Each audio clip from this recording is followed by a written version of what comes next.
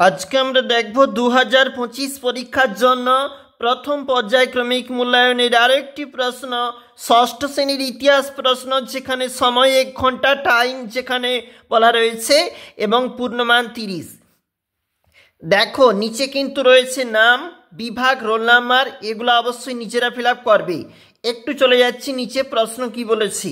সঠিক উত্তরটি বেছে নিয়ে লেখো যে কোনো তিনটি। 1 গুণ 6। আদিম মানুষ প্রথমে খেত কাঁচা মাংস ও ফলমূল। মানুষ ও তার কাজকর্ম নিয়েই মানুষের ইতিহাস। আদিম মানুষের জীবনে প্রথম জরুরি আবিষ্কার, উত্তরটা হচ্ছে আগুন। হরপ্পা সভ্যতা ছিল, হরপ্পা সভ্যতা তামা এবং ব্রোঞ্জ যুগের সভ্যতা। ভারতীয় উপমহাদেশে হরপ্পাতেই দেখা গিয়েছিল। দেখো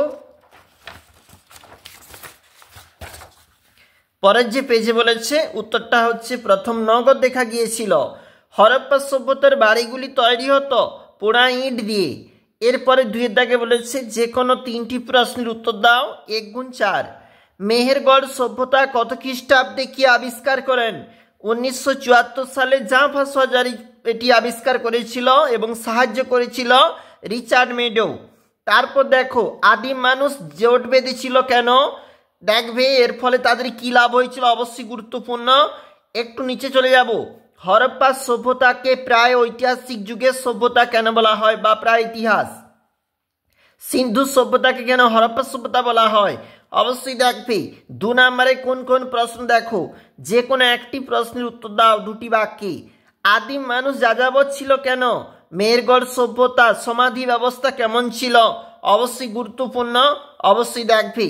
চলে যাচ্ছি নিচে আমাদের যে পরবর্তী প্রশ্ন, যেখানে বলা আছে সংক্ষিপ্ত উত্তর যে কোনো 2টি। 3 গুণ 2। হরপ্পা সভ্যতার লিপি সম্বন্ধে কি জানো লেখো। অবশ্যই দেখবে আগুন জ্বালাতে শেখার ফলে আদিম মানুষের কি কি সুবিধা হয়েছিল। এছাড়াও পরের যে প্রশ্ন, টিকা লেখো ভীমবেটকা।